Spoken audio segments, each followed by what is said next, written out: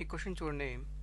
A silver wire has a resistance of 2.1 ohm at 27.5 degrees centigrade and a resistance of 2.7 ohm at 100 degrees centigrade. Determine the temperature coefficient resistivity of silver. ఇప్పుడు మన Moto చూద్దాం. మన Moto ఏంటి అంటే ఒక silver wire ఇచ్చారు. Silver wire ఒక resistance మనకు ఒక సర్క్యూట్లో ఉండే ఒక సిల్వర్ వైర్ ఇచ్చారు. ఇది వైర్ అనుకోండి. ఈ సిల్వర్ వైర్కి ఒక రెసిస్టెన్స్ ఉంది. ఒక టెంపరేచర్ దగ్గర ఒక T1 డిగ్రీ సెంటిగ్రేడ్ దగ్గర ఒక రెసిస్టెన్స్ ఉంది R1. అలాగే T2 డిగ్రీ సెంటిగ్రేడ్ వద్ద ఇంకొక రెసిస్టెన్స్ ఉంది R2.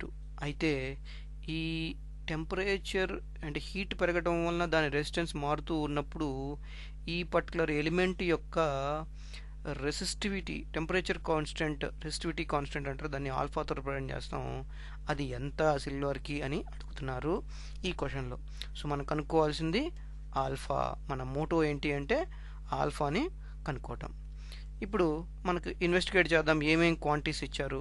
మనకి ఇచ్చిన క్వాంటిటీస్ ఫస్ట్ R1 ఎంత 2.1 ohm at the temperature T1 temperature దగ్గర 27.5 డిగ్రీ సెంటిగ్రేడ్ ఇచ్చారు.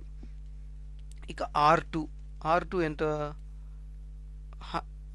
2.7 ఓమ్ ఇక్కడ టెంపరేచర్ T2 ఎంత దగ్గర 100 డిగ్రీస్ సెంటిగ్రేడ్ దగ్గర అంత ఉంది అనమాట. ఇక్కడ మనకు ఒకటి తెలుసుకోవాలి.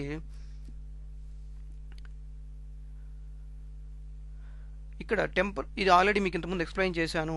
T2 మైనస్ T1 అనేది కెల్విన్లో ఉన్న అదే వాల్యూ వస్తుంది, డిగ్రీ సెంటిగ్రేడ్లో ఉన్న కూడా అదే వాల్యూ వస్తుంది. సో మనకి ఇక్కడ ఎంత వస్తుంది అంటే 100లోంచి 27 తీసేస్తే 62.5 వస్తుంది. 72.5 వస్తుంది అనమాట. సో 72.5 డిగ్రీస్ సెంటిగ్రేడ్ దాని యొక్క టెంపరేచర్ డిఫరెన్స్. ఇప్పుడు మనకి ఫార్ములా చూద్దాము. R2 is equal to R1 into 1 plus alpha into delta T అనేది ఫార్ములా. మనం ఇంతకుముందు క్వశ్చన్ లెక్కలో కూడా చేసాము. సో ఇక్కడ రాస్తున్నాము. R2 ఎంత 2.7 that is equal to R1 2.1 into 1 plus alpha into delta T తర్వాత వేద్దాం. ఇప్పుడు చూద్దాం.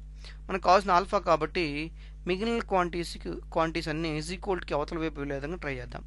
సో ఇక్కడ 2.7/2.1 is equal to 1 plus alpha into delta T. ఈ 2.5/2.7 అంటే 7 3s are 0.7 3s are so 3 7s are 3.9s are. So ఇక్కడ 7/9 వస్తుంది, 9/7 వస్తుంది. Minus 1 is equal to alpha into delta T.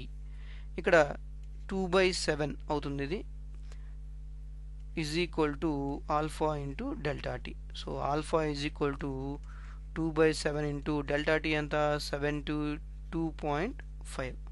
So దీన్ని మనం క్యాల్కులేట్ చేసుకుంటే మనకి 0.0039 పర్ డిగ్రీ సెంటిగ్రేడ్ అనేది వస్తుంది. అంటే సిల్వర్ యొక్క టెంపరేచర్ రెసిస్టివిటీ టెంపరేచర్ కోఎఫిషియంట్ అంతా 0.0039 పర్ డిగ్రీ సెంటిగ్రేడ్.